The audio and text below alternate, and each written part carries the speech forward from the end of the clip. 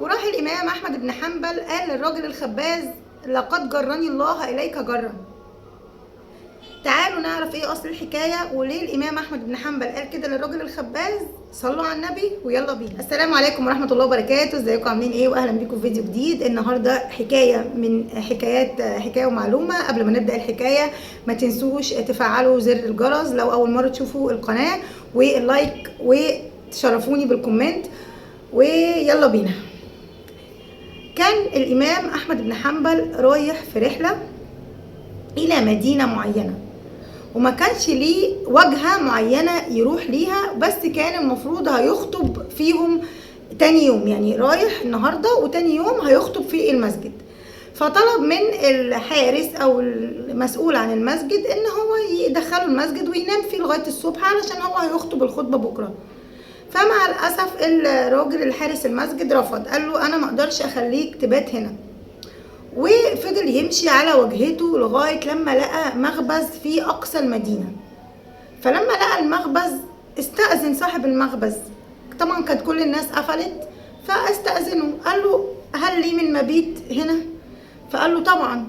قال له: طب انت ليه سهران لغايه دلوقتي؟ قال له: بحضر ليه الخبز، بخبز الخبز علشان بكره الصبح ايه اعمله يعني. فلاحظ الامام احمد بن حنبل ان الخباز طول ما بيخبز بيقول: استغفر الله العظيم، استغفر الله العظيم، عمال يستغفر.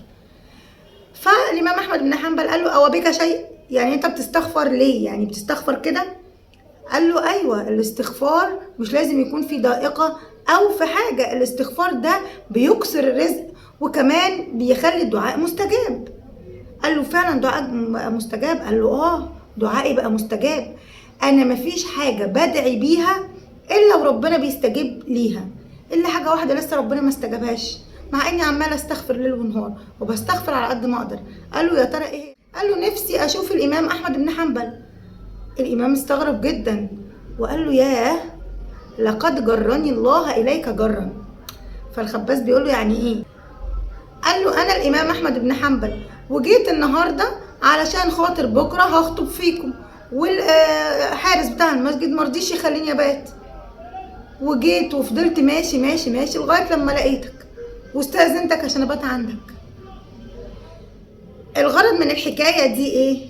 ان الدعاء مستجاب مع كثره الاستغفار وقيام الليل.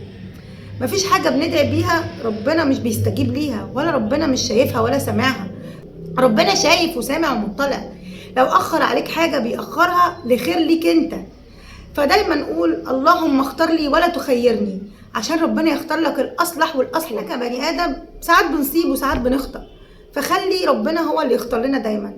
لازم الاستغفار وقيام الليل. وده كان الفيديو بتاعنا النهارده، يا رب تكون المعلومه فادتكم. اشوفكم على خير في فيديو جديد، والسلام عليكم ورحمه الله وبركاته. باي باي.